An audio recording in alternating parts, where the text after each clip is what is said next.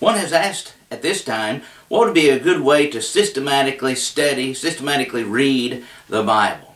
And you know, that is a good question to ask, because sometimes when people look at the Bible and they realize it's 66 books, sometimes people get overwhelmed by that. And they look at this Bible and they say, well, if it's like every other book I would read, well, I need to start at the very beginning and read Genesis 1 verse 1 and go all the way through that book, and then Exodus, then Leviticus, and Numbers, Deuteronomy, and on down. Some people like to read it that way, and I'm not going to criticize anyone for doing so. But if you're new to Bible reading and you're new to Bible study, one thing I suggest for you to do is to start on some books that perhaps are a little bit easier, and then build up to the harder ones. And for that reason, I wouldn't necessarily recommend folks begin reading the book of Leviticus or reading the book of Revelation or things like that when you're just starting out, when you're just trying to start brand new studying and reading God's Word. I might suggest as a good way to just systematically study, to systematically read and know what God's Word says, is actually begin in the New Testament in the book of Luke. Begin reading the book of Luke, and in the book of Luke it will speak about the life of Christ. And so right here in the book of Luke, you will have access to the knowledge concerning Christ, concerning His life, the things that He did, His death, burial, resurrection, and all of that. All put together and written by a man who was a doctor. The book of Colossians says he was a physician, he was a doctor.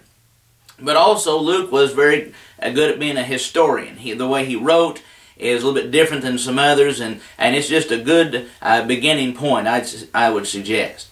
From the book of Luke, then, I'd suggest you read the book of Acts.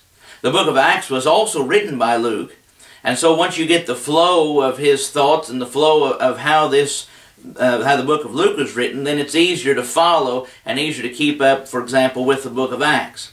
It also follows chronologically, because you're going from the life of Christ in the book of Luke, His miracles, His teachings and doctrines and so forth, His death, burial, resurrection, and His ascension. And then you go to Acts chapter 1, obviously, and then you begin the book of Acts. It's just picking up where the book of Luke left off. It's picking up at that point to then speak about the next phase in this world, the next phase of history, where it is that folks they will take the history, they will take the lessons that were learned through Christ and by Christ and the things that He taught.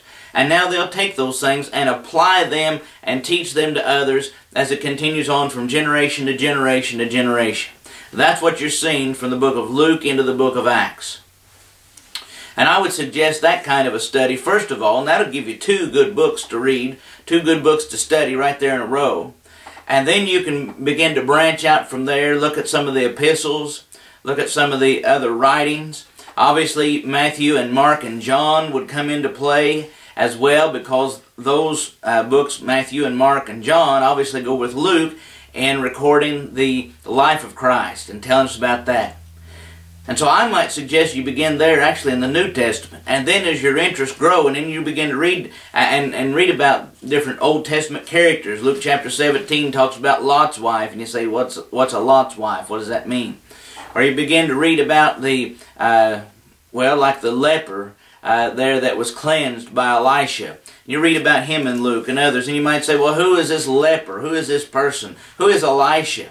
Well, then that would certainly whet our appetite for studies in the Old Testament.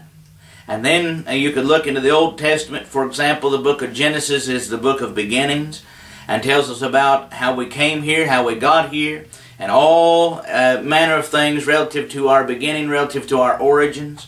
And the book of Exodus just basically picks up where Genesis left off.